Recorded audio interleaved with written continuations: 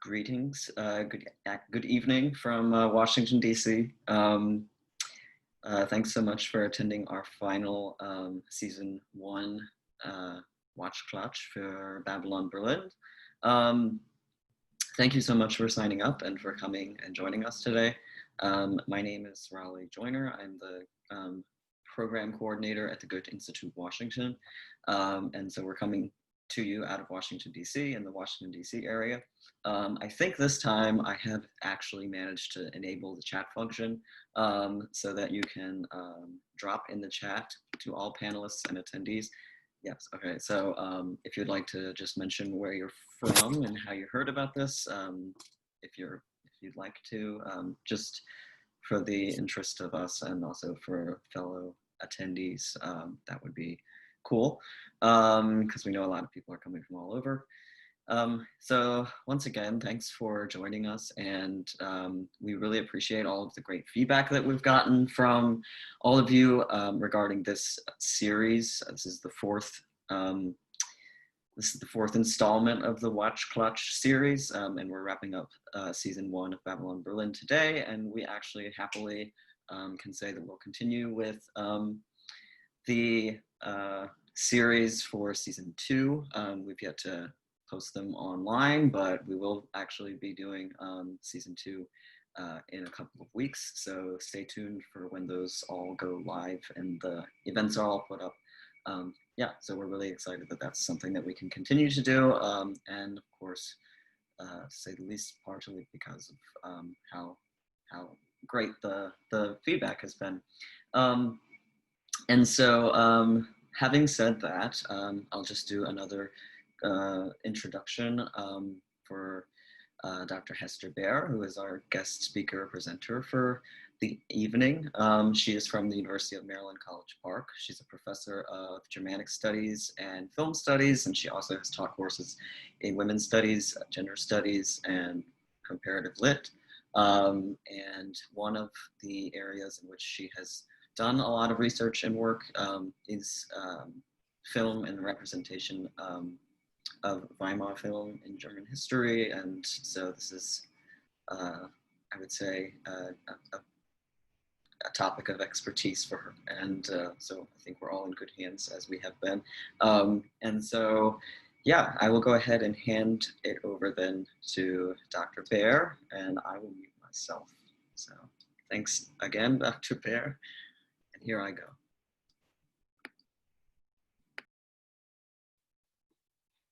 Okay, hi everyone. Welcome and thank you for being here again tonight. I'm coming to you once more from my house in Silver Spring, Maryland, where I'm back with my Weimar-inspired hat and costume. And as always, I can't see any of you, but I know that there are some familiar faces in the audience again tonight. So I'm sending my greetings out to everyone. Hello, looking forward to seeing some of you in person someday again soon. And before I get started, I would also like to thank Raleigh Joyner of the Goethe-Institut in Washington, D.C. for all his work in organizing this series and moderating the discussion. So I will begin tonight by offering some background on episodes 7 and 8 of Babylon Berlin, and we'll look together at some images from the show. After my presentation, we will open up the conversation, and you should be able to find buttons at the top or bottom of your screen that allow you to post questions and comments, which I very much look forward to. As in previous weeks, I am mostly going to try to avoid spoilers about future episodes or where the season, the next season heads, where the show heads in the next 2 seasons. But I do hope that you will be able to join us for Watch-Klatsch 2, which will be coming in a couple of weeks when we'll be discussing season 2 of Babylon Berlin, and I'm really excited about that. Seasons 1 and 2 of the show were conceived, written, and shot together over a course of 7 months in one continuous piece, and they were also released together, seasons 1 and 2, as a piece in Germany in 2017, and then in North America and other places in 2018. And both seasons were adapted from the same single novel, Der nasse Fisch, The Wet Fish by Volker Kutscher. And so you'll find that they really fit together very seamlessly. As we'll discuss tonight, several of the series plot lines do get resolved in the final 2 episodes of season 1, but others remain open and will be taken up again in season 2. So I'm excited that we'll be able to continue this conversation with a closer look at that. And I will be joined on at least one occasion by a special guest for these conversations. So that's something to look forward to. And as Raleigh said, please stay tuned. So I am going to go ahead and share my slide screen now. So bear with me while I pull that up.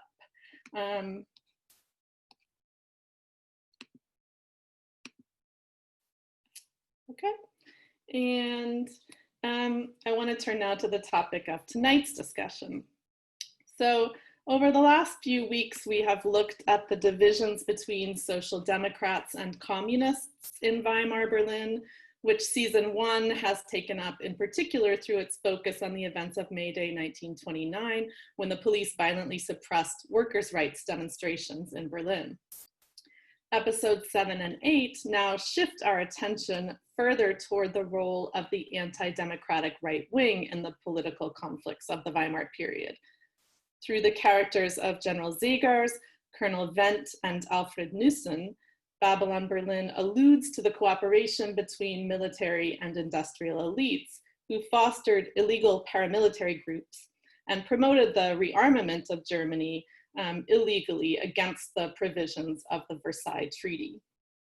In episode 7, the social democratic head of the political police in Berlin, Bende, confirms that Nussen and company are illegally importing banned weapons. That's the poison gas that the smuggled train has carried in from Russia.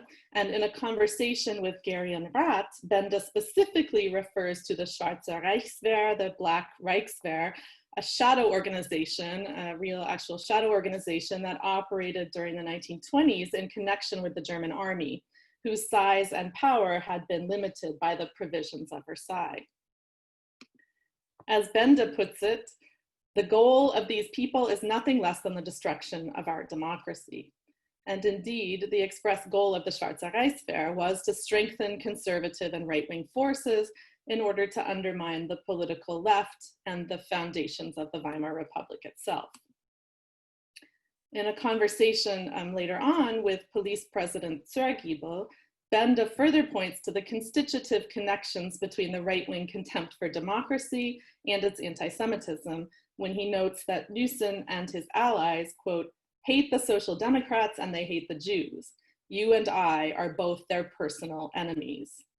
And this is a conversation that Greta notably overhears, and she fumbles the, I don't know, Fabergé egg she's holding or whatever that is, and almost drops it on the floor. And we'll come back to the Greta character in a few minutes. As these 2 episodes again make clear, the contested legacy of Germany's defeat in World War I animates many of the political divisions of the Weimar Republic, with right-wing forces promulgating the stab in the back legend, the so-called Dolchstoßlegende, that laid the blame for Germany's defeat with the revolution on the home front, and especially with the Social Democrats, rather than with the military and political leadership of the German Empire. In a lengthy sequence that is framed by the 2 statements of Bende that I quoted above, his statements about the right wing and anti-democratic forces, we see that this anti-democratic alliance extends beyond the elite group of military officers, aristocrats, and industrialists that we've witnessed so far espousing these views. It extends to middle-class war veterans and cops like Bruno Walter. Walter hosts a gathering at his home, ostensibly in remembrance of fallen comrades, including the husband of Gerhard Rath's landlady, Elisabeth Benke. But this is also an opportunity to demonstrate state-of-the-art weapons, including a radium-painted night vision sharpshooting rifle that we see here. It's an opportunity to engage in what may be counterfactual battle reenactments, and to promote right-wing ideologies through chants, such as this one, Wer hat uns verraten? Sozialdemokraten. Who betrayed us? the Social Democrats, which this collected group of veterans chant in unison together. And we also hear the kind of pathos-laden song that is sung by the boy and has been rehearsed in connection with his father. Not only does Bruno Wolter's character begin to take on important new contours in these episodes, but he also directly interpolates Geryon Rat into this event. He invites him to the party, and Rat somewhat reluctantly attends. And witnessing this commemoration of World War I, together with these slogans and songs, triggers a series of flashbacks to the traumatized war veterans' experiences on the battlefield. Here, Rat remembers lying in a trench on the Western Front, hearing his injured brother calling to him as German troops are told to retreat in the face of the advancing French army. Later, seated at the table in Wolter's apartment next to General Zegers, who recalls having once actually met Geryon Rat's brother Anno in person, Geryon flashes back to the battlefield again, where he now recalls attempting to save his brother. Subsequently, we learn that Geryon was actually taken prisoner by the French and that his brother, whom he never saw again, was registered missing and presumed dead.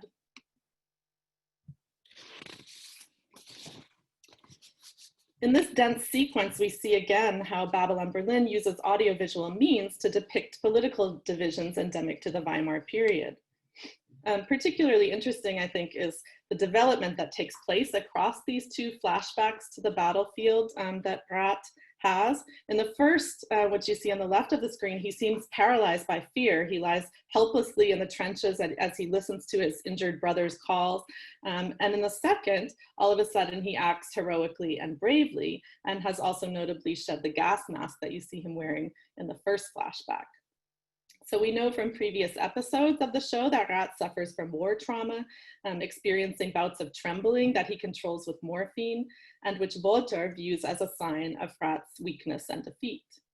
Here, Babylon Berlin uses Rat's flashbacks, which we ought to view, I would say, with some degree of skepticism, to demonstrate the intersections of personal war trauma with political myth-making in the Weimar Republic.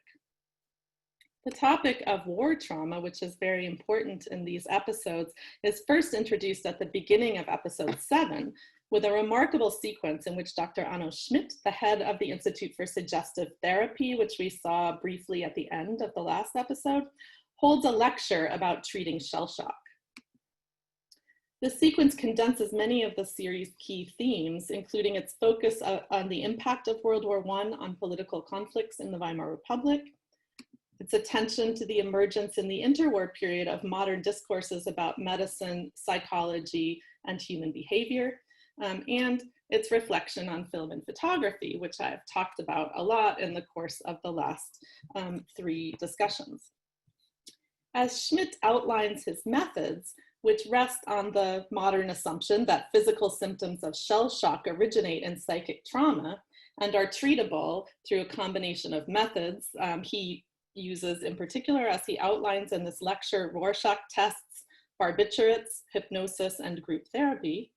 The audience of physicians and medical students in the room, mostly members of the educated bourgeoisie, respond with outrage, reflecting not only their rejection of Schmidt's modern scientific and medical insights, but also their political indignation, since they view traumatized veterans as a disgrace to the nation, who are not worthy of being called German soldiers. And I think I got my slides a little mixed up here, but the exception you see here is Lotte's friend Rudy, who, as a medical student from a working class background, appears receptive to Schmidt's ideas. So the bulk of people in the room, who are these doctors and medical students from the educated middle classes, reject outright Schmidt's methods and his assumptions about the traumatized war veterans, and they reject not only his ideas about medicine and psychology, but they also reject his views on the political grounds that these traumatized soldiers should not be viewed as war heroes and in fact are a disgrace to the nation.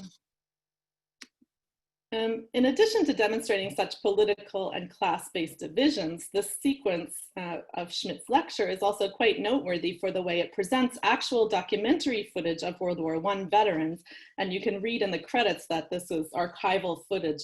Much of this footage is archival, but it has been then manipulated to include characters from Babylon Berlin. And the sequence kind of is also fused with tropes from Weimar cinema. Schmidt uses, excuse me, I have quite bad allergies today, so excuse me while I wipe my nose. Schmidt uses Franz Krajewski as the case study to illustrate his methods.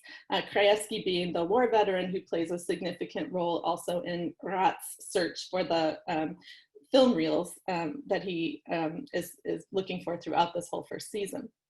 And we see the doctor himself, Dr. Schmidt, also in this image that recalls scenes from narrative films like Dr. Mabuse and Berlin Symphony of a Great City. As I've discussed before, this was a period in which film and photography first emerged as significant cultural forces, raising questions about the epistemological status or the truth value of images and their influence on individual and mass psychology. Here we see examples of men who lose control over their bodies due to the trauma of modern mechanized warfare, one origin of Weimar cinema's obsession with narratives about hypnosis and doubles. This theme, the theme of the epistemological status of the image is raised again, of course, in the blackmail plot, where loss of control over one's body and agency arises from the reproducibility of images enabled by modern film technology. As we learn in the season finale, in fact, the mysterious headless man in the film reels that Gereon Rath has been tracing down was not Konrad Adenauer at all, but rather it was Rath's own father, as revealed in the scene when Rath and Wolter view the pornographic film reels that Rath has finally located inside Mocha FD. In this scene, and then in others that we've looked at before, Babylon Berlin shows us film spectators in the emotional, affective, and cognitive act of watching and negotiating the meaning of images on display. And these scenes also reward the careful viewer of the series with important clues when one looks at them in detail. And here's an example. So at the end of Dr. Schmidt's lecture, we see several images of the mysterious character known as the Armenian, the owner of Mocha FD, and the man who seems to have a hand in pretty much every plot line pursued by Babylon Berlin, and whose hand Rath therefore rather symbolically shoots in the big shootout in episode 8. These images projected by Dr. Schmidt reveal that the Armenian has been a patient of his, someone whom Schmidt treated presumably for shell shock as he sits together with the group of war veterans in group therapy and later stands up and shakes the doctor's hand. So we assume that he's been healed by the doctor through this special therapy that Schmidt is pursuing. And this fact kind of explains his close ties to the doctor and is also certainly significant for the plotline of Babylon Berlin moving forward. But this also raises some further questions about this character, about his background, and about his present day activities. As we learn in the shootout scene, the Armenian knows all of Rath's secrets. He mentions Rath's affair with his brother's wife and also the name of his brother's horse, Yucatan. And as an aside, I really love the over-the-top way that this scene is shot, and also how it kind of sets up this expectation of a huge visual reveal when the aquarium, which has cracked in the course of the shootout because it's been shot a few times, we expect that it's going to finally explode. And there's this kind of setup again and again through the editing of this visual reveal that's going to happen only to withhold this reveal and offer us nothing more than the audio sounds of cracking glass and gushing water. And I think it's another one of the many kind of slide jokes in this show that play with questions of spectacle, artifice, authenticity, and digital effects versus authentic shooting. Later, as Dr. Schmidt treats the Armenian's wound, he gets word that Rat and Volter are partying at the Pepita Bar, by the way, another of the queer-coded nightclub spaces in Babylon, Berlin, where on the Armenian's orders, the bartender slips Rat a Mickey. In another example of Babylon Berlin's mashup aesthetics that we've talked about a lot, this scene has some interesting musical soundtrack going on. It combines this blues guitar, and we see the guitar player with a techno beat that increasingly kind of takes over the soundtrack as Rat begins to experience the effects of the drugs that he's been given.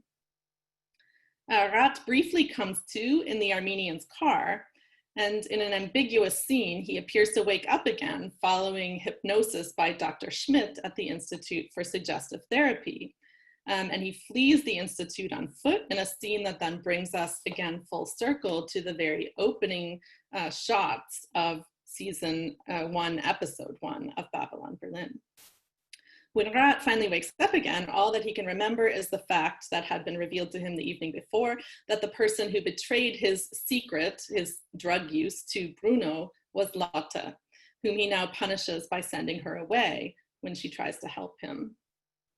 And trust and betrayal, which we've talked about quite a bit previously, are themes that also come up in these 2 episodes when Sorokina reveals her ruse with a train to Nüssen, and in the relationship between Greta Overbeck and Fritz Hockart, the man she met at the lake in episode 6. And as I talked about last time already in this scene at the lake, there's this kind of air of foreboding that hangs over Greta and Fritz as he and his friend Otto, who have just been talking about Hitler, sneak up on Greta as she reads on the dock and then kidnap her in a stolen rowboat. In episode, and here's the kidnapping scene. In episode 8 then, Frau Benda and her children leave town, and Greta, wearing a white dress that signals her innocence, or perhaps better stated, her naivety, goes on an outing with Fritz. Babylon Berlin gives us plenty of opportunities to question Fritz's motives, and in this sun-drenched sequence, filled with fresh air and natural landscapes that contrast sharply with the dark interiors that otherwise predominate in the series, the lightness of this lakeside setting provides a rather sinister backdrop for Fritz's, what I would call his grooming of Greta, whom he asks again and again, "Don't you trust me?" after he's promised that he'll get her home by 8 o'clock in time to feed dinner to her new boss, Benda. And the sinister quality is kind of underscored later on when Otto suddenly pops up out of nowhere on the train platform where Greta and Fritz are waiting. Both hailing from working class backgrounds, Greta and Lotte are portrayed as counterpoints to one another throughout the series. Greta's personal and political naivete or ingenuousness and her romantic attitude are juxtaposed with Lotte's astute navigation of virtually every sphere of Weimar Berlin. In this way, the 2 friends might be said to embody 2 sides of the new woman of the 1920s. Greta is associated with a desire for escapism and a kind of political apathy that make her an easy target for seduction, whereas Lotte aims to take control of her own sexual and social mobility. Especially in season 1, Babylon Berlin portrays both characters, I think, with nuance and mostly manages to avoid cliches, though the question of if and how the show perpetuates stereotypes is one that we might discuss in more detail and also keep an eye on as the series develops. So in closing, I have chosen to focus more today on the storyline and characters of season 1 and less on the many cultural references that are woven into Babylon Berlin. But I do think that the show's use of citation, what I have previously referred to as a kind of critical collage aesthetic of assembling sounds and images from found materials, is one of the more interesting aspects of the show.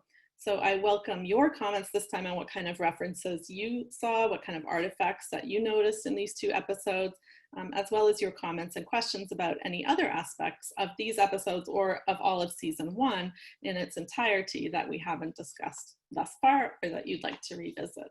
So I'm going to stop the slide share now and we will open it up for your thoughts. Thank you.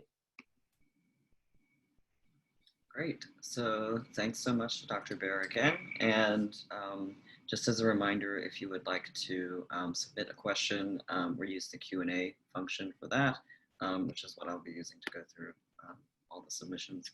And yeah, so that's how participation will work.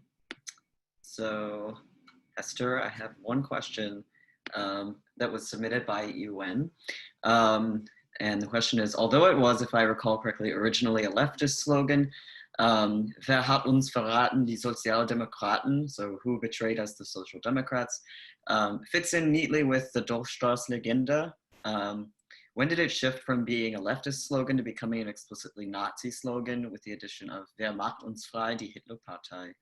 This shift is painfully reminiscent of rhetorical appropriation by the right in contemporary politics. Also, Rat, who tries to be apolitical, isn't shown saying it. This show is deliciously unsubtle about everything. Oh, thank you for that. I do not know about that timing of this being a leftist slogan that was later appropriated by the right. So I can't answer that question in any kind of a detail. But I do think this general sentiment, this idea that the Social Democrats betrayed, were essentially responsible for the defeat of Germany in World War I by betraying the cause, was the pervasive sentiment in the right-wing cultivation of the stab in the back legend and in the development that the show is tracing, as you point out. Excellent point, in a very unsubtle way, kind of bonking you over the head with it, especially in this kind of sequence. It was the key sentiment that fostered these developments, the kind of coalescing of different groups of people into the right wing. And I think, although it's quite unsubtle, or maybe because of that fact, I think the show, really kind of works towards creating an awareness of the way that this increasing affinity of these different groups developed in the late 20s at this time. I think it's a great point. And also Jill Smith contributed, yes, it did start as a communist slogan due to the decision of the SPD leaders to join forces with the Freikorps to defeat the Spartacus uprising. Which Spartacus was that 1918, or that was the uprising that involved Liebknecht in Luxembourg? Exactly, yeah.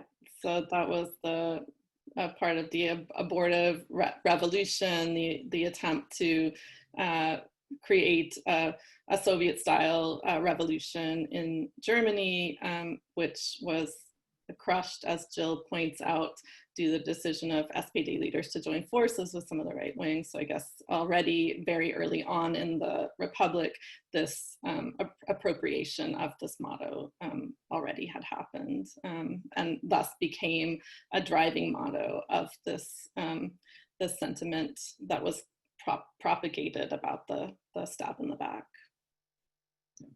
And I will say, when the young boy starts to sing that song at the meeting that they're, the sort of gathering that they have, it reminded me of, I don't know, there's something about, I don't know if anybody in the, or Hester, if you or anybody in the audience watched Jojo Rabbit, but there's that as well, whereas this kind of ongoing, you don't really realize it or it's not making itself manifest yet in this particular scene, but when he's singing, there's this association that I generally have with these young boys with these kinds of like haircuts, like you sort of associate it with a right-wing sort of imagery, because it also made me think of Cabaret, where they're in the beer garden and one of the boys starts to sing this very like Heimatslied, Tomorrow Belongs to Me song. Yeah, somebody actually mentioned it. And then they pan down and you realize that he's got a Sturmabteilung outfit on, and that kind of, yeah, sort of tie between somebody who's that sort of pure sort of like soprano voice singing these kinds of songs, and then this sort of resurgence of right-wing sentiment and And these episodes, I mean, particularly in that scene, but these episodes really draw on a vast visual vocabulary of right-wing propaganda material and Nazi imagery, in fact, that, you know, is also being obviously revisited in a film like Jojo Rabbit. And I could certainly have done the kind of thing that I've done in previous weeks of juxtaposing the images that the show is borrowing from the kinds of posters, graphic visual propaganda campaigns, Nazi films, and even, I mean, I think the visual vocabulary of the sequence with the model train is really runs similar to the film Downfall, from about the Hitler bunker in a film from the, I don't know, mid to first decade of the 21st century. In any case, I could have constructed a presentation that really demonstrated this, and I decided to spare you all of those kind of images tonight, which I don't feel that we all need to look at right now. So I decided against that, and to just stick with images from the show tonight. You probably all can think of a lot of examples of what that propaganda looks like, that and how it resonates with the way that these scenes were shot in the show. And we have a question or comment from Katrin. The scene where the People's Progress is shown in the lecture room reminded me of the documentaries the Nazi Party put out on the Gesetz zur Verhütung erbkranken Nachwuchses. The comment of the other doctors in the room saying that those war veterans are not worth living hints at the euthanasia program coming in later years. Yeah. Yeah, I mean, I think you make a good point. You know, the Aufklärungsfilme, the medical films, the sort of use of film for new discursive purposes in the medical realm and human psychology and behavior and different things like that, was very widespread in the Weimar period. And there's a lot of interesting things that you can read about that.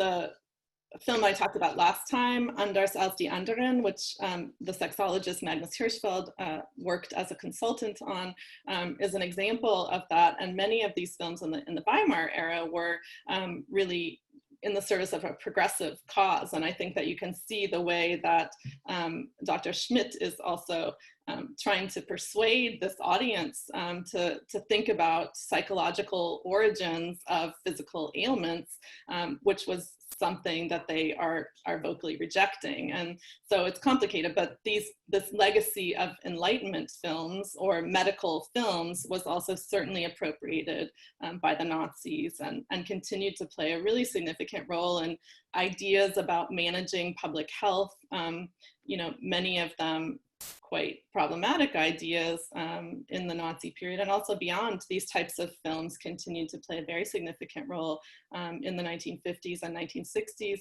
in West Germany, but also in East Germany, where they were also used in very significant ways to try to manage perceived threats to public health and demographics and things like that. Yeah, and here in the comments, Maggie posted an interesting comment that I actually also noticed. Did anyone notice Roxy Music's Dance Away on the soundtrack? Later, Brian Ferry actually performs at the Mocha FD. Yeah, it was when, I think when Fritz pulls the canoe out from behind the weeds or the cattails or whatever. I remember I first heard that song because I watched this movie years ago, Todd Haynes' Velvet Goldmine. And they have a cover of it, which I think Brian Ferry and also some members of Roxy Music contributed, I think, to that movie as well. And I remember thinking, oh, it's that same song, the Roxy Music song. Yeah. So I don't know. Do you have any thoughts on, you know, sort of the way they've you touched on it with especially this scene where the techno and music, the techno music and the sort of the blues music sort of blend, but when music sort of becomes a little bit anachronistic or sort of remixed, mashup, and what that might indicate, like in the particular scene that it's being used, and also about the show as a whole.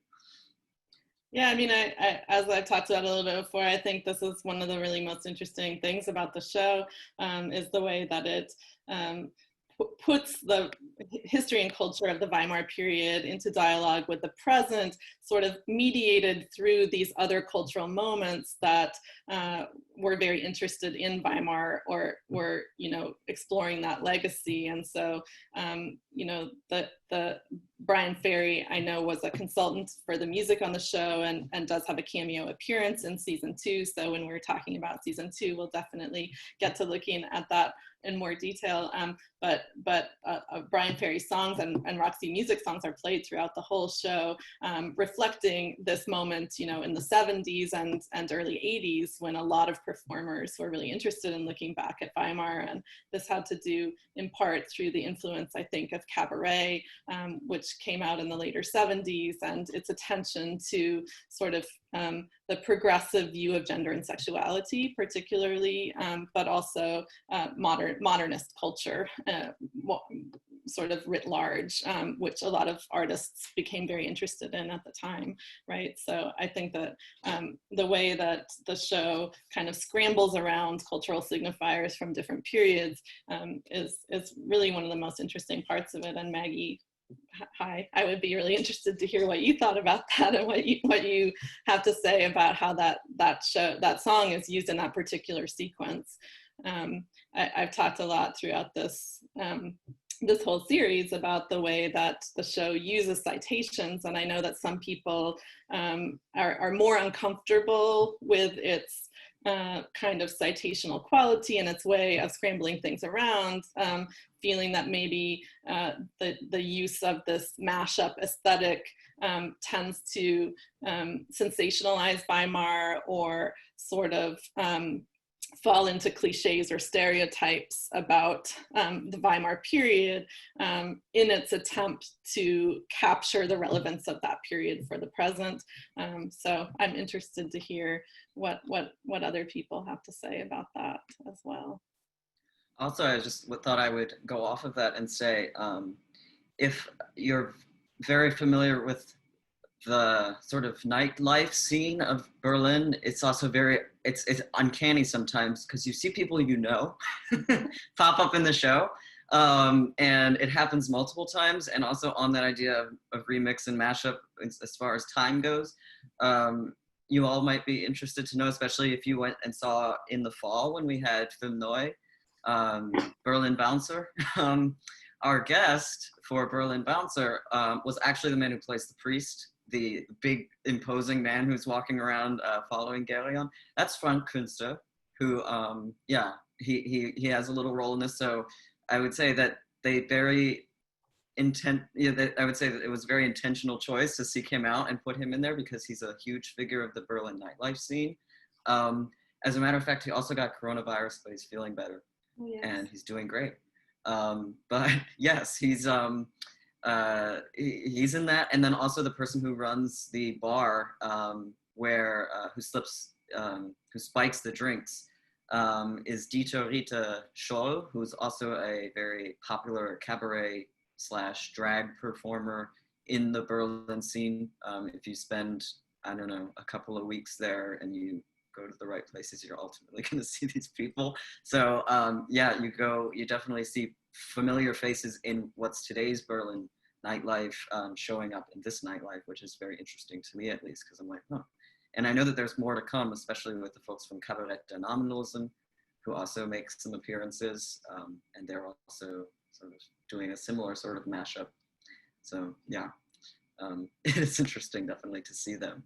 And on that, just that particular scene in the bar, Maggie asks Hester, what do you make of a really resonant image in the Petit Pas bar, where Geryon sits alone on a sofa looking dejected beneath the projected image from a porn film of a woman with splayed legs. It's there very briefly and it's really resonant. Yeah, I mean, it certainly seems to also operate as a counterpoint to the scene where he watches his father. He's been searching for this image throughout the whole series. And he finally finds the film reels of what he thinks is Konrad Adenauer engaged in BDSM. And then it, in fact, turns out to be his father once he sees the head, the symbolic head of the father that had been castrated in the previous images, right? So this scene in the bar after he's had that experience of viewing his father in the film reel, then he sits, having been drugged, under the image of the woman. I agree, it's a very resonant image there that seems to serve as a companion piece or a counterpoint to that. I mean, I think that's quite interesting in the depiction of Gerion Rath, especially in these two episodes. Somebody pointed out before that he tries to remain apolitical. He also, I mean, it's also hard to know what his motivations are. Does he actually try to remain apolitical, or is he simply a cipher for everything that's happening around him? I mean, there's one moment in one of these episodes where he visits his pharmacist, a man to whom he also gives pornographic images in exchange for the drugs that he needs to control his trembling. And he is listening to the pharmacist kind of ranting and raving about all the bad things about Berlin. And he says, you know, I actually like it here. And after he learns that it's his father in the film, he decides that he's going to stay in Berlin. There's this vacuousness to him at times, this kind of cipher-like quality that is really, I think, on display in the scene that Maggie points out when he's lying there on the couch. I don't know if I have something more important to say about it than that, but I do find it to be an important image. I mean, he's been making out with this other woman who he's met in the club, and he's been thinking about the fact that Lotte betrayed him, which he can't really forgive her for.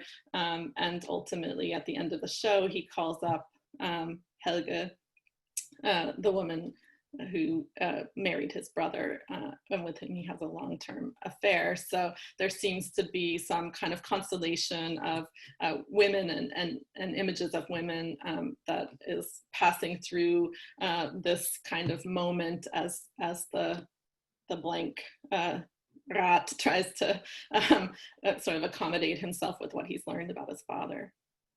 I think he also, I mean, maybe more than any other character, I mean, also maybe because he's the protagonist, of course, we see the most sides of him, but he seems to have also, maybe the male character that has the most passive side as well as, you know, he active side. I mean, I was thinking of like the way he sort of acts in these queer spaces where I think would somebody of that time, like he sort of just like passes through them and just like sort of, sometimes he has this very go with the flow sort of way about him. I guess is what I mean. Like when he's in the bar earlier in the season that Lotte takes into the Holländer, and he sees Greif. I mean, you might think that a lot of people who we worked with at that time might go, oh my god, like what? Like, you know, or have something more of a reaction to that knowledge, but he just sort of is like, okay, you know, like when he turns, and the fact that he even is okay with going into that space, or when he's like later on when he's getting drugged in this past two episodes when he's trying to find his way around and there's all these sailors that are dancing and he's just like getting caught up in the middle of them and he's just trying to get his way out and they're like, oh no you don't, and they pull him back in. Yeah, he has an interesting mixture of sort of passive and active qualities. Of course, he makes the ultimate, I would say, active decision when at the end he's like, I'm not coming back to Cologne. But yeah. And also, so Jill has asked, well, comment and a question. She says, I wonder if the Armenian is going to wind up being a survivor of the Turkish genocide against Armenians, which happened largely undetected due to the chaos of World War I. And I wonder if that's a future big reveal. And then number two, what do you make of the fact that it is Rat's father that winds up being the one in the BDSM film, and the popular understanding of Freud it mobilizes, i.e. we witness Gerion witnessing the primal scene. Combine that with the seeming reconciliation between Rat and Walter, known in the books as Uncle Walter, and the sexually charged masculine image of Walter as the howling wolf in the scene in which they destroy the naughty films. Yeah, great points. I also thought about the question of the Armenian and why this character is known, at least in these seasons, only as the Armenian. He, at one point, I think we hear that his name is Edgar, only in later seasons does he actually have a given last name as well. But I also thought about the question of, you know, who is this character and what kind of backstory does he have? I think it's very interesting that we see him as a participant in the group therapy session run by Dr. Schmidt, and that makes it sound as though he's a traumatized war veteran, but might the trauma actually stem from something else? In the scene where, namely the genocide, is what I mean to say, excuse me, in the scene where Rat goes to the Armenian's office and locates the film reels in the safe, we can see on the walls of the office numerous pictures that look as though they might be pictures of family members, kind of dressed in folkloric costumes. And I think that's also quite interesting. I wonder whether you know, there's so many puzzle pieces, you know, the puzzle piece kind of form of viewing that happens in this show.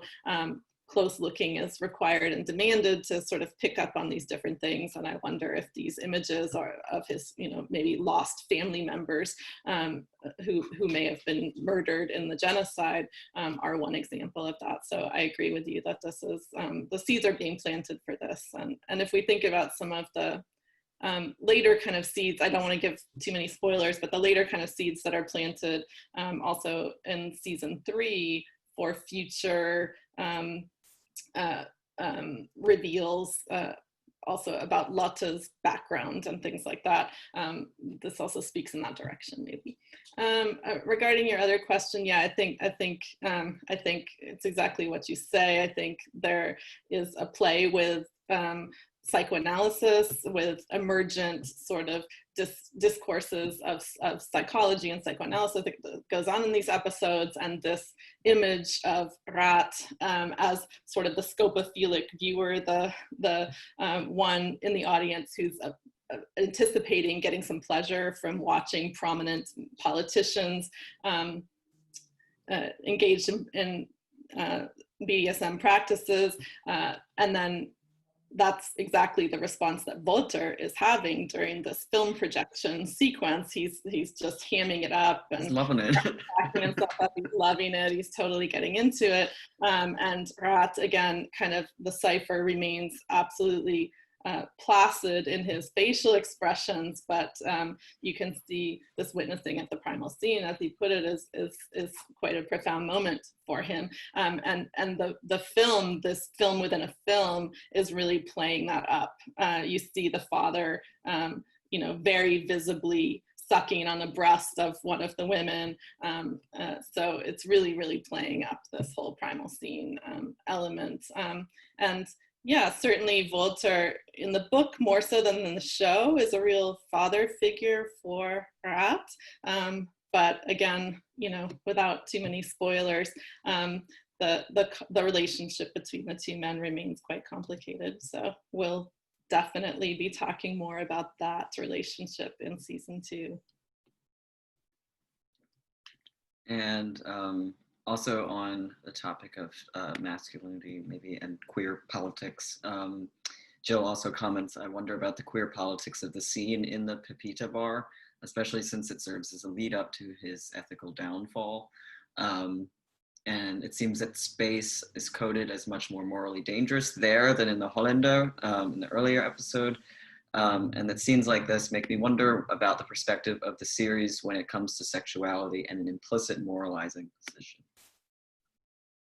Yeah, I think you make a really important point. And you know, even in the scene in the Holländer that we talked about previously, it is the drag queen who reveals, you know, who is put in this position of revealing the information about the Trotskyite sect and their location. So in both cases, there is this kind of idea of the queer characters as being the ones who are cooperating with nefarious forces or betraying certain information to the police or to other people, or in this case, the bartender who is implicated in drugging a rat and turning him over to the Armenian. So I definitely think there's a complexity to these representations, a tension between, on the one hand, as Raleigh was pointing out before, the casting of well-known characters, actors, performers, and personalities in the Berlin nightlife scene from the present that, you know, give representation and agency to queer characters and demonstrate their ubiquity and centrality to the culture of the time, but also you know, a certain kind of ambiguity or ambivalence around that.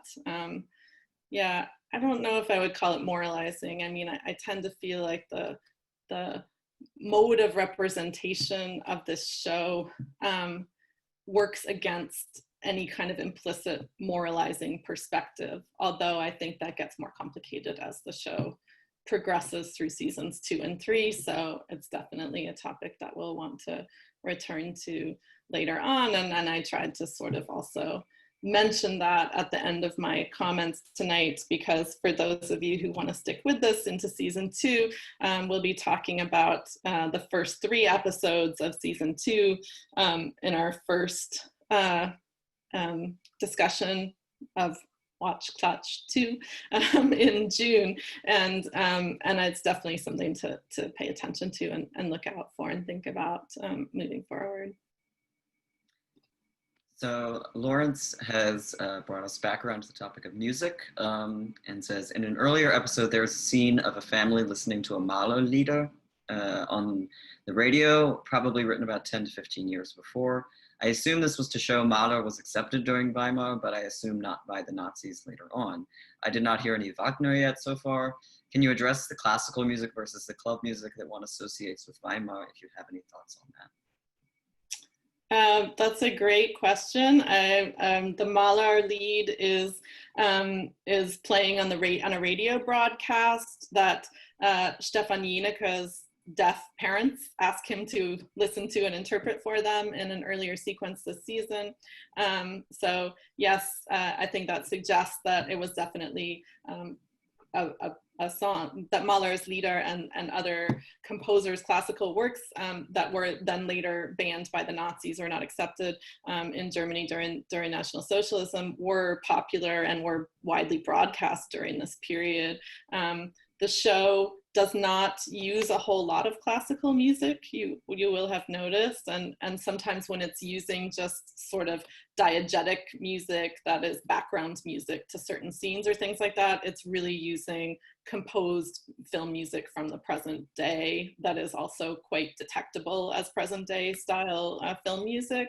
And I think that one reason that it doesn't use a lot of classical music is reflective of the real sensational interest in popular music that developed during the 20s, you know, not only in Germany, in many places around the world. It's called the Jazz Age, you know, because of this real embrace of popular forms by audiences around the world. And Tom Tykwer, who is one of the showrunners, is also a composer who composed a lot of the music, or co-composed a lot of the music for Babylon Berlin. He also has composed music for many of his feature films. Run the Run is one of the more famous of the ones that he composed music for, because the soundtrack to that film actually became like a top hit in Germany and other places in the late 90s when that film came out. So I think, and Tykwer has been very interested in techno music as a contemporary German form, and you can see that, I think, also reflected in some of the musical choices in Babylon Berlin. So I think the show is very self-conscious about the music that it's using, and I think the music is a very interesting part of it, as we talked about before with the comment regarding Brian Ferry and Roxy music.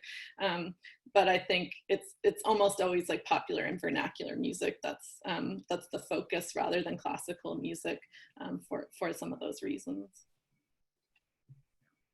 Also, just on that, I thought that it was, just the presence of a blues musician, not just a blues musician, but someone who's an old guy, like, he's been in this game for a while now, as opposed to, who you might have expected to be seeing, there's Son House, or somebody who's, would have been maybe a little bit younger during this time period. This guy, it's like, you've got somebody who, I don't know, it reminded me a little, I thought of somebody who might be older later, and then somebody who would have been young during that time, but the fact that they chose to have like an older guy sort of representing that sort of American influenced, bringing American music to this club, and then also that in that scene they're trying to speak English with those two women. I thought of just sort of the concept of like Americanismos and like American influences coming into Weimar culture and sort of being found at different spots like that. Yeah, for sure. And so Stephen Z submitted a comment. It is my understanding that the Dolchstoßlegende placed the blame for the loss of the war not only on the socialists, but primarily on the Jews. Also, I don't think that the right wing as depicted in season 1 should be considered as synonymous with the Nazi movement. These people mostly wanted to restore the Kaiser, something Hitler never thought about doing. When Hitler came to power, he also suppressed the part of the right wing that did not support him. Yeah, this is absolutely, you make a really important point. I think the show really begins by focusing especially on this group of elites, the aristocracy, the military, and the industrial elites, with Alfred Nussen being kind of a stand-in for the Thyssen family. It focuses on these people who initially really were, as exactly as you point out, most interested in trying to restore the empire. But I think the show then starts to be interested in how and when the tipping point happened, where some of these groups that initially had been campaigning through various means, including the Schwarze Reichswehr and the attempts at remilitarization and rearmament through shadow armies and illegal weapons imports, when did those sort of achieve a tipping point to be appropriatable by the Nazis? And certainly it's early days still for this kind of thing in 1929, but the show, I think, is interested in kind of opening onto that, which it then does in later seasons. So having viewed the whole thing, it's sometimes hard to avoid spoilers. The show becomes more focused on the actual Nazi movement in later seasons, mostly in season 3, but already a little bit in season 2. And so these scenes are interesting to revisit. These scenes from season 1 are interesting to revisit once one has watched the narrative development of the show and its attention to the politics of the period later on. It's interesting to come back to these and to see how it's setting up these political developments, away from the attempt to reestablish the empire and towards the embrace of the right wing. And I think that one way it does that is by beginning to show the way that those ideas, those certain kinds of right-wing ideas, traveled across classes, and the way that they became things that were embraced by the middle classes and then the working classes as well. So I'm not making any claims for the absolute accuracy of the show's depiction of it or the chronological timeline on which it depicts it or anything like that, but I do think that, the show is quite interested in calling our attention to certain kinds of political forces and developments that may seem rather harmless or unlikely to develop in certain directions. What really wants to call our attention to that in the era of Brexit and Trump? I mean, this was one of the sort of specific aims of the showrunners in making the show, was to really highlight the resonances of some of the political developments of the 1920s with things that are happening now.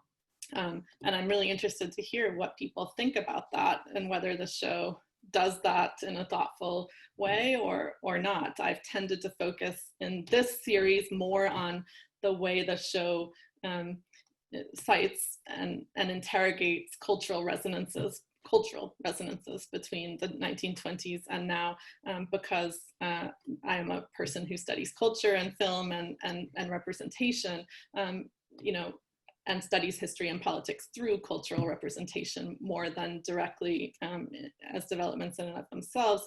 So this is my special interest and also the basis of my kind of fandom of this show, because I'm really, really intrigued by how it puts things together, puts cultural developments together.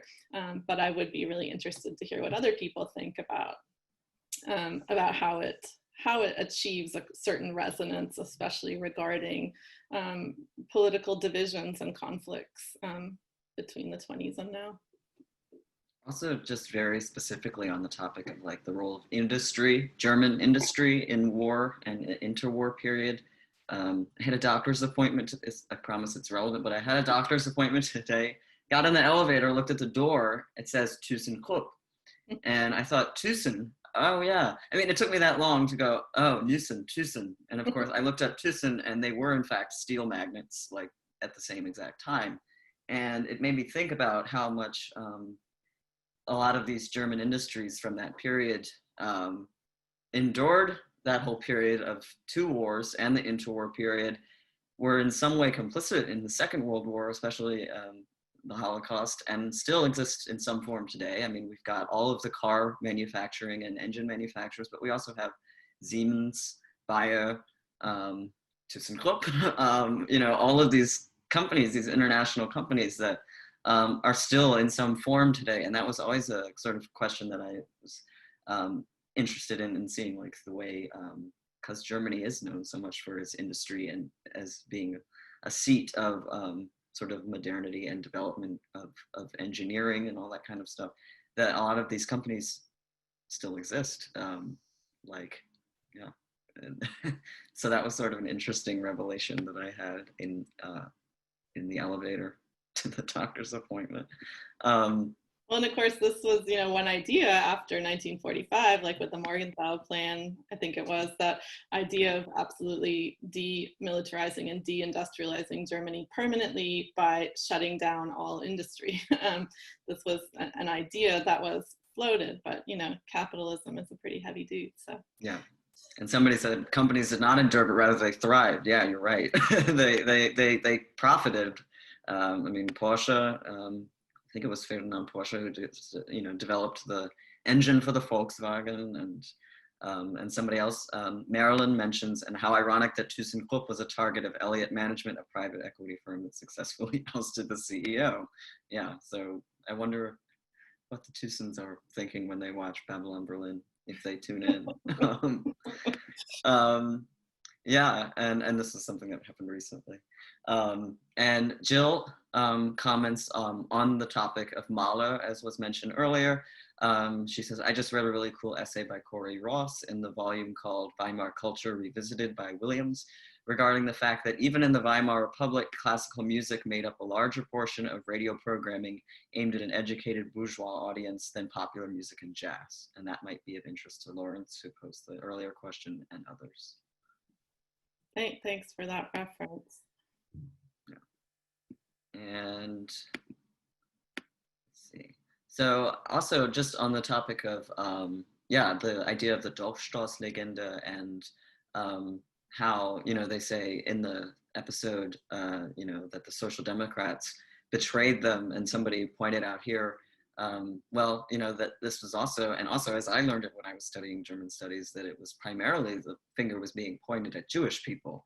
And I think that's an interesting point, because it comes back around to this commentary we've had throughout this season about the lack of representation of Jewish people in the series, and why maybe the creators decided to do that. And we sort of talk about the characters who are represented, like Benda and I forget his name, but the Austrian journalist who's in the same house with Ralat.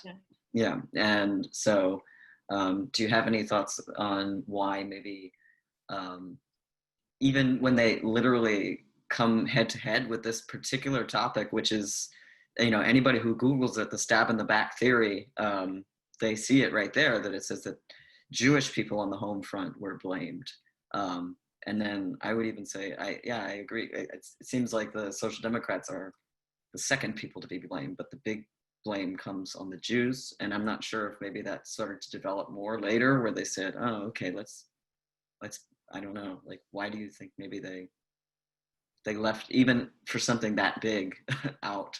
Well, I think this is the primary reason why they cast, you know, why Benda is an acculturated Jew and the social democratic head of the political police. I mean, I think the show is trying to address that topic, albeit, as we have pointed out before, in an insufficient fashion, by making him really the only Jewish character who gets any attention in the first season. Katzelbach later will develop into a slightly more central character, let's say, but it's really insufficient how the show lacks representation of Jewish characters in a way that would be more befitting of the actually central role of Jews in the Weimar period in Germany. So I do think this is a problem of the show again, and I don't really have too many further comments about it, except that it's not really too uncommon for German cinema or television in the contemporary period to do a poor job of representing Jews and Jewish culture in earlier periods of German history, or in the contemporary period for that matter. You know, I do think it's a real oversight of the show and one of its glaring holes. But yeah, there's this kind of, you know, set of lines that Benda presents in these episodes that also kind of try to address the fusing of these attitudes on the right in the 20s and beyond, that lay the blame with Jews and social democrats, and, you know, all people on the political left, essentially, as well as Jews at the time. Yeah.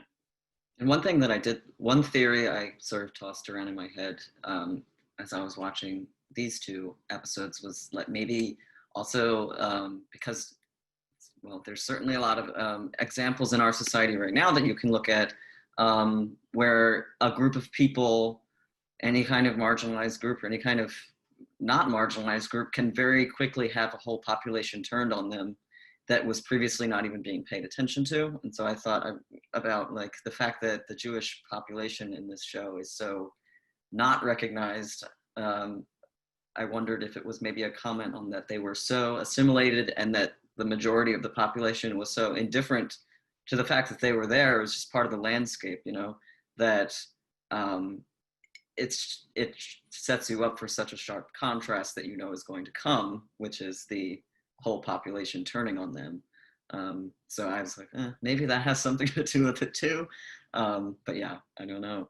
Like, it is interesting, the idea that they are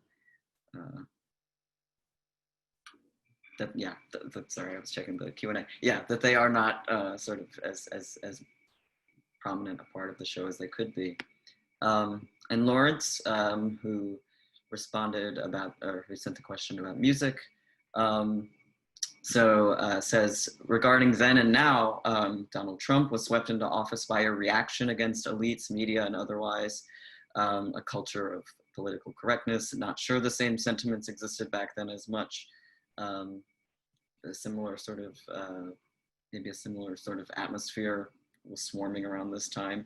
And also regarding Mahler, a Jewish person who converted to Catholicism to maintain his career, he might have been marginalized by the Nazis because he was Jewish rather than a classical composer. So some thoughts.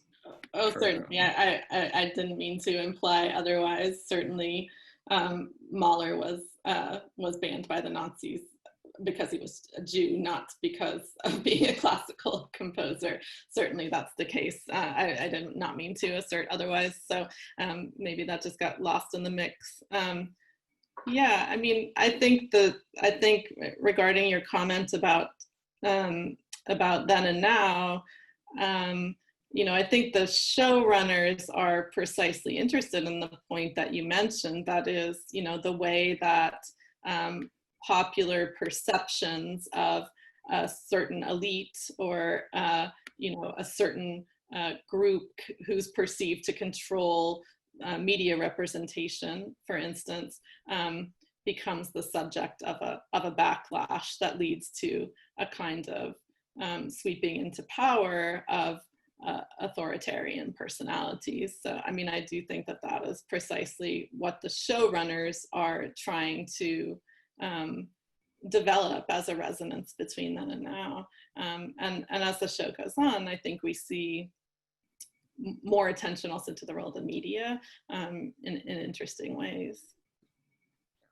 And also Marilyn comments that, of course, yeah, as continued in Germany today, anti-Semitism continues to persist. We have the AfD now in Germany, sort of the revival of the far right movement. Not that it really went anywhere, but it's back in mainstream politics.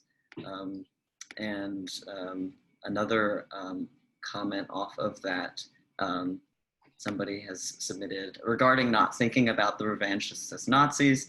I think that's impossible to think about the content of the show without the contemporary associations and the knowledge of what's to come. For example, Zu Asche, zu Staub might be sung by a Soviet character, but the lyrical content, the title itself, and the season 1, episode 2 scene of its performance, which reminds me of Triumph of the Will, or and Vasilius, reminders of what's to come with the rise of Nazism. That is not the way I read that song necessarily, but I think that you make an interesting point. And of course, you know, I've talked a lot in this series about the way that the show thinks backward towards World War I as the origin of instability and insecurity and uncertainty and precarity and political divisions and conflicts in the Weimar Republic. But you know, it's also, of course, really hard to watch the show from today's perspective without really focusing on this reverse lens and thinking, you know, the developments portrayed in the show forward to what we know happens historically. I think the showrunners tried really hard not to take that perspective on events and that sort of inevitable teleological perspective, and instead tried to really capture something about the openness and kind of historical contingency of this period when none of the actors involved knew what was happening next. I think the show does really try to capture something about the complexity of this period and the lack of a clear sense of what was going to transpire, and that's also part of what they wanted present audiences to pay attention to in the show. But, you know, as with many historical things, it's hard to read it as separable from how we understand historical developments that eventually did take place, right? So yes, I think you make an interesting point, and it's interesting to think about, you know, how we might specifically read certain of the cultural citations in the show through that kind of a lens. And so we can do just a couple more questions and comments. So Stephen said, off of this idea, makes an interesting point. At the same time, the show seems to leave Jews out of the picture. Almost all of the references they used to create the period were created by Jews. Fritz Lang, Alfred Döblin, Robert Wiener, Billy Wilder, all Jewish. So even though they don't depict Jews as such, their image of the Weimar Republic derives mostly from Jews. And yeah, that is I think that's a great point. And I mean, I do think it's quite interesting how the film People on Sunday, which we talked a lot about in previous episodes, is such a predominant intertext of the show. It kind of is a stand-in for Weimar cinema and Weimar culture, since we see not only the film being shown numerous times, and we're going to see it come back again in season 2, but also sort of shots of the film being recreated, and the fact that that show was a collaborative enterprise made by a group of Jewish filmmakers who then, all of whom then ended up in Hollywood as refugees from Hitler, is, I think, a really, significant decision on the part of the showrunners, like that they picked that film in particular. But you're absolutely right. I mean, almost, numerous, almost all of the cultural references in the show, especially the cinematic references, are to really important, the really important cultural heritage of Germany that was the creation of Jews, Jewish filmmakers, Jewish artists, Jewish writers, right? And it made, just off of that, it reminded me of, also, I mean, in the names of some of those people, it made me think of a lot of the people who had to, especially Jewish writers and filmmakers who had to leave and go to Hollywood and then work there, about how they were sort of hit twice, because they were persecuted once in their home country, had to get out of there, and then they hit Hollywood, and a lot of them ended up, once the rise of McCarthyism started to pick up steam, they were once again blacklisted or brought to the, I don't know, the HUAC or something, and then they had to deal with persecution sort of like in a second way at the hands of Hollywood. Absolutely. So Jill said, also on the idea of social democrats and Jewish people being the betrayers, she says also women were blamed as one of the groups that betrayed the homeland. And she says, what bugs me about some of the questions about Jews that have been posed here is that there's an assumption that they should also only be viewed as victims of anti-Semitism rather than vibrant contributors to Weimar culture. So I think that was a good comment, the previous one, about how Weimar culture shaped almost everything that we're watching in Babylon Berlin. And as at time fervent nationalists themselves, Jewish culture in Berlin was so complex and varied during the 19th and early 20th centuries. And she says this comes, I think, from a weakness in Kutcher's books as well. And I think that also Antonio, also in the audience, said, is that oversight about Jewish people you mentioned a problem of the series or also in the book? And I would say that people who have experienced both say it's both. Right. Although, I don't think it really accounts for the series, for the oversight in the series in terms of representation of Jews, because the show changes so many things about the book. And I mean, for me, like, for instance, speaking of women as a group, the books have a really sort of pathetic, one-dimensional way of representing women. I think it's just dreadful, which made it hard for me to read beyond like the first 2 of the books, even though I was kind of interested in understanding how the show draws on different plots of the books. And I think that the show really remedies that bad representation for the most part. Now we'll see how we think about this moving forward, as I hinted at tonight, but especially in the first season, I think that there's a very interesting complex representation of women characters, and especially Lotte, who's radically changed from the way she's represented in the book along multiple dimensions. She becomes a working class character rather than a middle class character.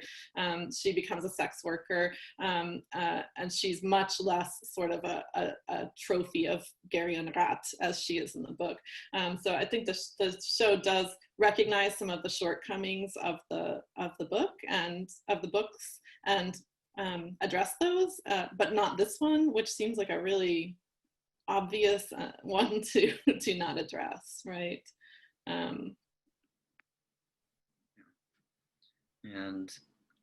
yeah, I can totally see them not knowing that there's no way they could get away with that portrayal of women, especially given that we were in the era of Me Too and Time's Up, where it's just like, absolutely not.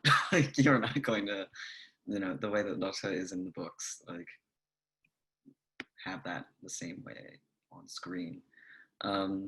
So Linda has commented, it seems like a very strong parallel between the way that Trump came to office in the United States and what we see in the show. The elites referred to earlier do seem more equivalent to the establishment Republicans of today, who then get swept aside and neutralized by sort of like a rough-hewn upstart leader who captivates a following among a class of people whose best interests he in fact does not really have in mind. So Germany is wrecked once again, as it was during World War I, and it raises the question of where we too are headed politically, and also in the United Kingdom, where we have somebody with one person on this earth who found a matching hairstyle and elected them to power over there in the UK too. Very interesting. But yeah, definitely the resemblance is certainly there. And I think if you follow the show forward, it also addresses in the third season in particular the issue of financial crisis, which is on the horizon in summer 1929, but hasn't arrived yet. And obviously the 2008 financial crisis and some of the particular forms that speculation took, and the particular sort of fallout of that was implicated so much in the current events of Brexit and of Trump's election. So I think the show continues to be interested in addressing the kinds of resonances that the person whose name I forgot, sorry, who just commented, was pointing out. Yeah, and on that topic of the economy, somebody did actually say, to point out the comparisons between the economy in the Weimar era, pre-Hitler, with that of the US in 2016, and how different they are. And let's see. And also, yeah, somebody else, Marilyn mentioned the end of World War I brought Weimar Germany and hyperinflation, attitudes which pervade today and are being changed with the complexity of the EU response to currently COVID-19. And also a comment about Germany's fear of debt, which I thought was very interesting because, of course, anybody who's been, to a shop in Germany probably knows that a lot of them don't trust foreign credit cards or credit cards, period. You have to have big wads of cash in your pocket because they still have this. I mean, that was what I perceived it to be. It was a sort of pervading fear that your money is no good unless it's like in the hand.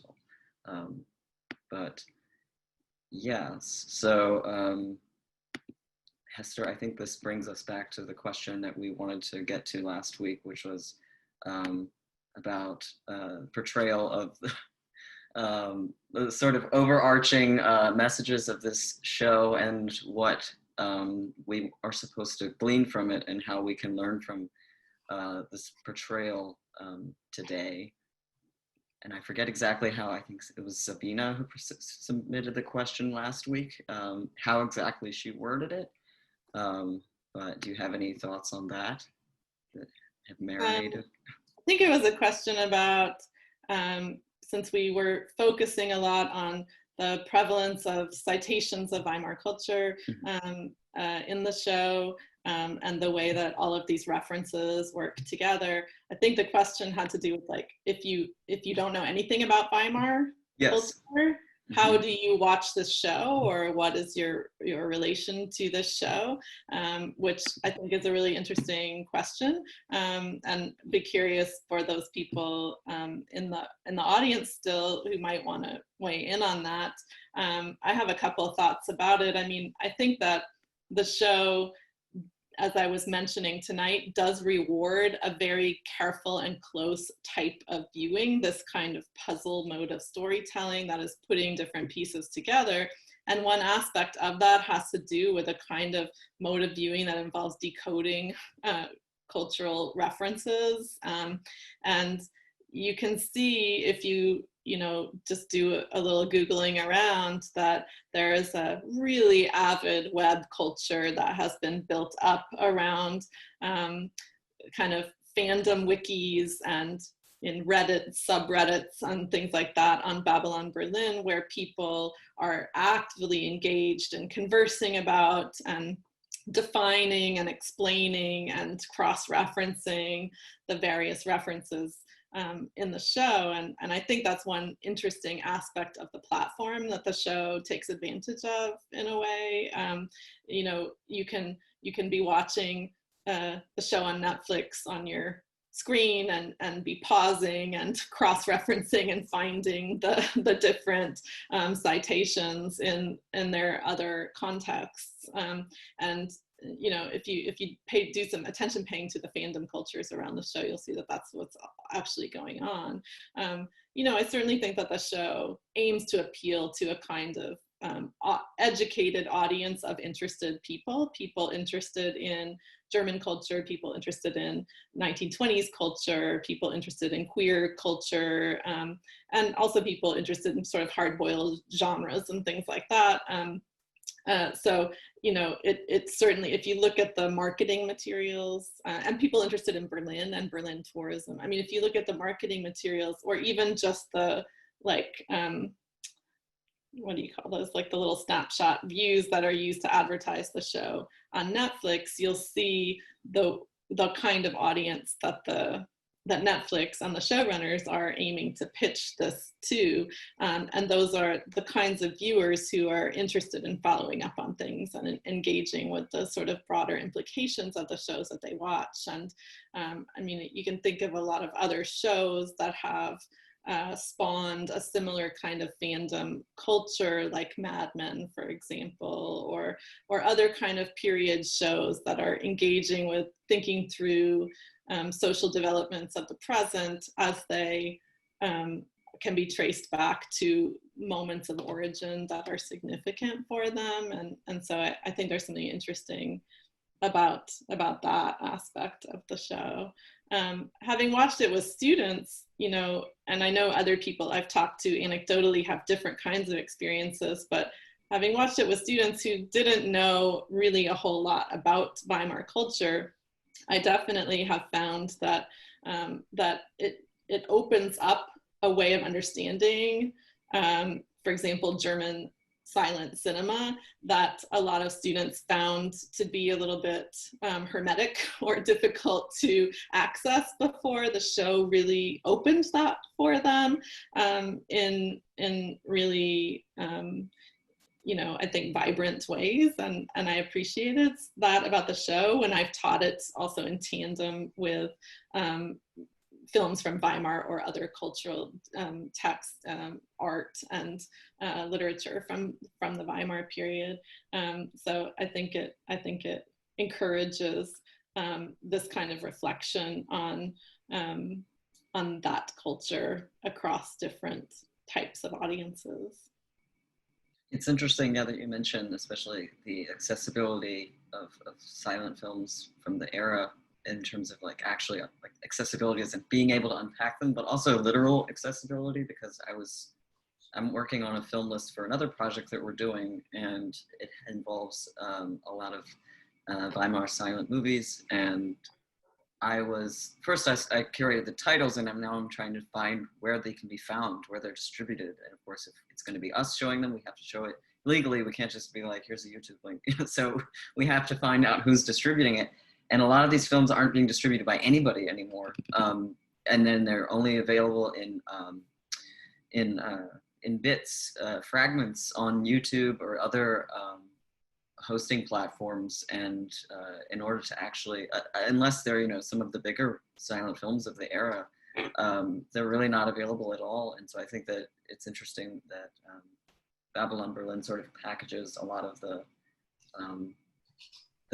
telltale sort of aesthetics of that period of film, and sort of gives it to you in a little bit of a more bite-sized, palatable sort of way, that you don't have to go running around to film archives and museums to sort of see that. You just get a sort of it's a big problem. I mean, the German government has actually invested, you know, quite substantively, if you're coming from an American perspective, in the preservation of the cultural legacy of silent cinema, and has invested, you know, in the digitization of films, which is mostly being done through the Murnau Stiftung, the foundation named after Friedrich Wilhelm Murnau, director of classics like Nosferatu.